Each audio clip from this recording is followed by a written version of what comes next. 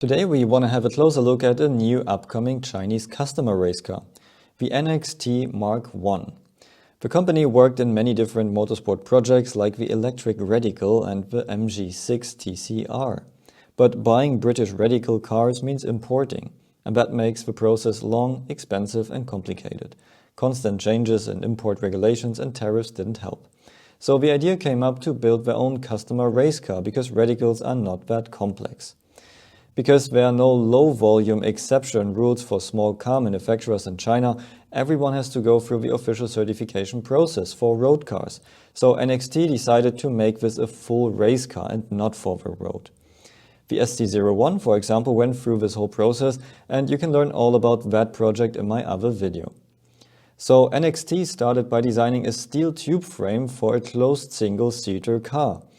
They chose the single-seater layout because these cars are mostly driven alone. You get a smaller frontal area, so less drag and less weight. They coupled it with a 2.3-liter Ford EcoBoost engine, which sits within the frame. Behind it is a fully stressed Hewland sequential gearbox. They used the Hewland suspension pickup points at the back and used their own customized points at the adapter plate to the frame. It's a pushrod suspension with Öhlins coilovers at front and rear. Also, the rear wing is connected directly to the gearbox housing with carbon fiber and held from above.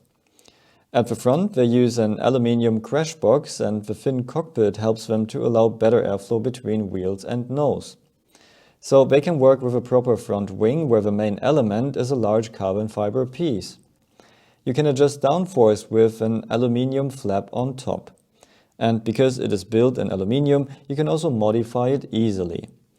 They use carbon fiber bodywork, and the main cooling is in the left side pod.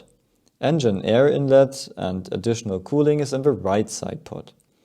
Because of the longitudinal engine, they need to cross over from one side of the engine to the other anyway, so they use this package for the intercooler on the way and feed it with the roof scoop.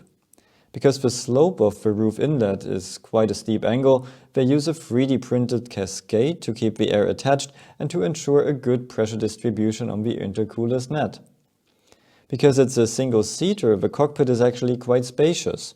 You can enter it from both sides, so it's the same on every track, and you have quite a lot of headroom. There are no side mirrors, but a rear-view camera, and aerodynamically, it's a neat package. There is lots of space for the front wing to work, and another nice feature is that air is guided along the inner side of the rear wheels. That improves performance of the diffuser and reduces the weight behind the car.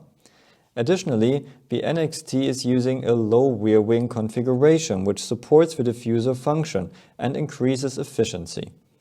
The target is to produce a well-functioning, usable track car for customer race drivers. The design should provide a good basis for setups on all kinds of race tracks.